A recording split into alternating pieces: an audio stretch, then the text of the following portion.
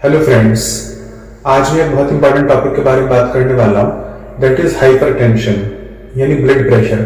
आजकल blood pressure के मरीज बहुत बढ़ रहे हैं और आप देख सकते हैं अपने आसपास कि हर घर में एक ब्लड प्रेशर का मरीज है।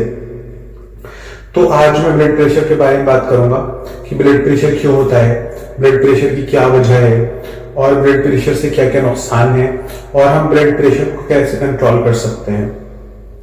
तो सबसे पहले मैं आपको बता दूं कि ब्लड प्रेशर जो है, उससे ब्लड प्रेशर को समझाने से पहले मैं आपको थोड़ा फिजियोलॉजी ऑफ हार्ट के बारे में बताना चाहूंगा कि हमारे लेफ्ट साइड में एक ऑर्गन है and it is very powerful organ.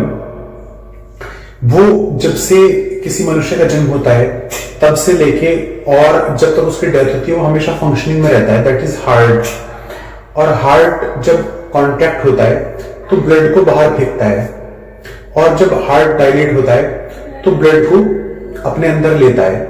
तो जब हार्ट कॉन्ट्रैक्ट होता है तो उस टाइम का जब हार्ट कॉन्ट्रैक्ट होता है उस टाइम जो ब्लड बाहर जाता है तो उस टाइम जो ब्लड का प्रेशर होता है वो ऊपर वाला ब्लड प्रेशर होता है जिसको हम सिस्टोलिक ब्लड प्रेशर बोलते हैं। और जब हार्ट डायलेट होता है तो उस टाइम जो मिनिमम ब्लड प्रेशर होता है that is diastolic blood pressure. और जब हार्ट रिलैक्सेशन कंडीशन में होता है तब मिनिमम ब्लड प्रेशर होता है और इसको हम लोग डायस्टोलिक ब्लड प्रेशर बोलते हैं। तो कई बार क्या होता है कि किसी हार्ट की प्रॉब्लम की वजह से जब हार्ट की मसल्स बहुत थिक हो जाती हैं और बहुत तेजी के साथ ब्लड सप्लाई करती हैं तो उस टाइम किसी भी इंसान का ब्लड प्रेशर बढ़ सकता है।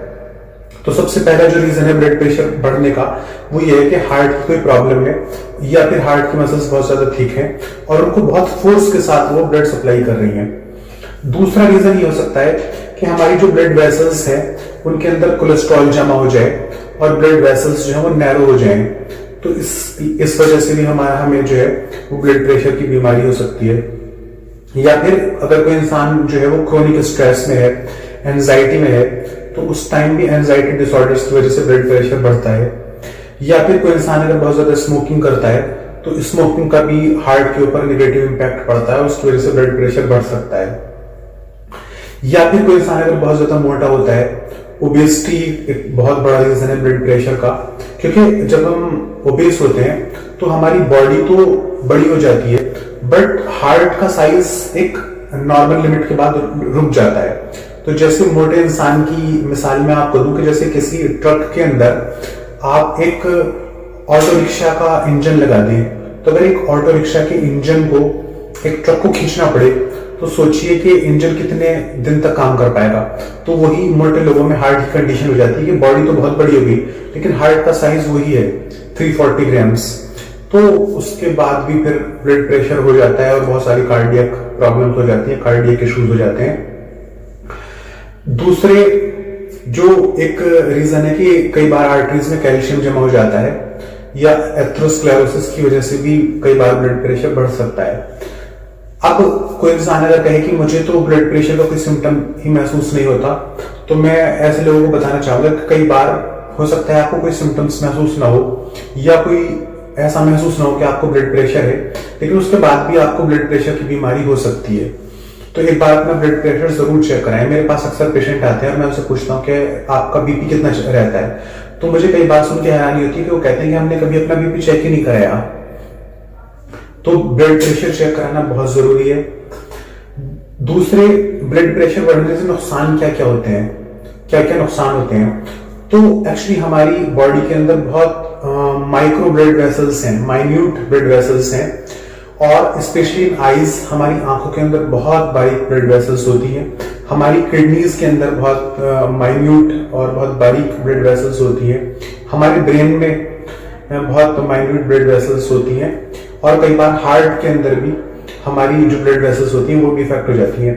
तो ब्लड प्रेशर बढ़ने की वजह से आपको आईज में प्रॉब्लम हो सकती है, आपको किडनी में प्रॉब्लम हो सकती है या ब्रेन स्ट्रोक का खतरा बढ़ जाता है, आपको ब्रेन में प्रॉब्लम हो सकती है या कई बार हार्ट प्रॉब्लम स्टार्ट हो जाती है।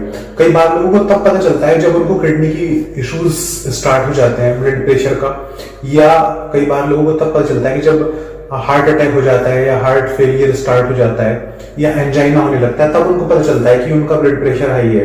तो इसलिए मैं अपने सारे पेशेंट्स को एक एडवाइस जरूर देता हूं कि आप अपना ब्लड प्रेशर कंटिन्यूअसली जरूर चेक कराएं। उसके अलावा अब मैं बात करता हूं कि ब्लड प्रेशर को हम लोग कैसे मैनेज कर सकते हैं। तो ब्लड प्रेशर के लिए जरूरी नहीं है कि आप किसी मेडिसिन से ब्लड प्रेशर को कंट्रोल करें। कई बार एक अच्छी लाइफस्टाइल से और लाइफस्टाइल मैनेजमेंट से आप ब्लड प्रेशर को बहुत अच्छे से कंट्रोल कर सकते हैं। तो सबसे पहले तो जो मोटे लोग हैं उनको मैं एडवाइस दूंगा कि अपना वजन कम करें। दूसरे, अपने स्ट्रेस को मैनेज करें। स्ट्रेस की वजह से और एंजाइटी डिसऑर्डर्स की वजह से ब्लड प्रेशर बढ़ता है, तो अपने स्ट्रेस को मैनेज करें। और इसके अलावा अगर आप बहुत ज्यादा कोलेस्ट्रॉल ले रहे हैं अपनी डाइट में, तो कोलेस्ट्रॉल बंद कर दें। चिकनाई कम करें अपनी डाइट में, और ऑयल जितना कम से कम हो सके कम से कम ऑयल इस्तेमाल करें। इसके अलावा अगर आप स्मोकिंग करते हैं तो स्मोकिंग बंद कर दें। और इसके अलावा एक और है कि आप रेगुलर एक्सरसाइज करें। बहुत इंपॉर्टेंट पॉइंट है कि आप रेगुलर एक्सरसाइज करें, वॉक पे जाएं, योगा करें, मेडिटेशन करें। इन चीजों से ब्लड प्रेशर बहुत अच्छा कंट्रोल होता है। दूसरी बात, कई बार लोग एक गलत फहमी में रहते हैं कि अगर किसी को ब्लड प्रेशर हुआ तो उसने दवा खाई और ब्लड प्रेशर नॉर्मल हो गया तो वो समझता है कि मेरा ब्लड प्रेशर ठीक हो गया। तो ऐसा नहीं है। ब्लड प्रेशर या तो होता है या तो नहीं होता। ब्लड प्रेशर एक ऐसी बीमारी है कि या तो होती है या तो नहीं होता। इसका जो मसला है वो भी इश्क की तरह है कि इश्क या तो होता है या तो नहीं होता। तो एक शेर था कि मामला बीच का नहीं होता, मामला बीच का नहीं होता, इश्क होता है या नहीं होता। तो ऐसी ब्लड प्रेशर की बात है कि ब्लड प्रेशर या तो होता है या तो नहीं होता।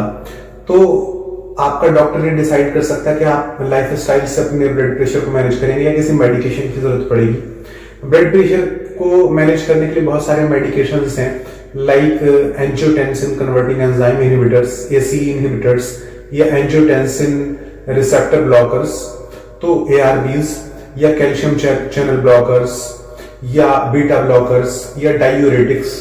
तो उनके डीप में मैं बहुत ज्यादा नहीं जा रहा हूं। वो एक्चुअली डॉक्टर डिसाइड करता है कि आपको किस मेडिकेशन की जरूरत है, या सिर्फ लाइफस्टाइल मैनेजमेंट से आपका ब्लड प्रेशर जो है वो नॉर्मल हो सकता है। बट सबसे इंपॉर्टेंट बात यह है कि आप अपना ब्लड प्रेशर चेक कराएं।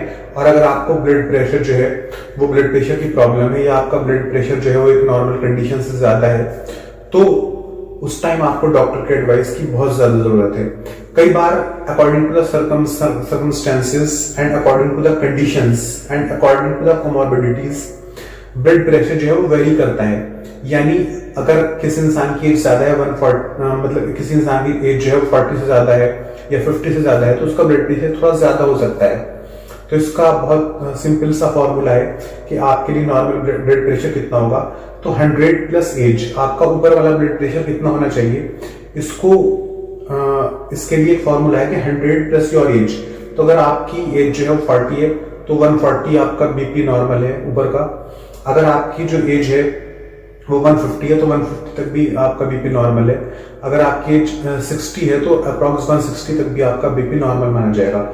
लेकिन जो नीचे वाला ब्लड प्रेशर है, जिसको हम डायस्टोलिक ब्लड प्रेशर कहते हैं, वो 80 और 90, मैक्सिमम 90 होना चाहिए, क्योंकि ये वो कंडीशन है जब आपका हार्ट रेस्ट में है। और रेस्टिंग में भी अगर आपका ब्लड प्रेशर ज्यादा है तो इसका मतलब हार्ट का कोई इशू है या हार्ट प्रॉब्लम होने की कोई संभावना है। तो नीचे वाले बीपी को कभी इग्नोर ना करें। अगर ऊपर वाला बीपी थोड़ा बढ़ा हुआ है तो चल सकता है, लेकिन नीचे वाला बीपी बहुत इंपॉर्टेंट है। इसको अगर आपका नीचे वाला बीपी बढ़ा हुआ आता है तो तुरंत डॉक्टर से कंसल्ट करें। Thank you so much.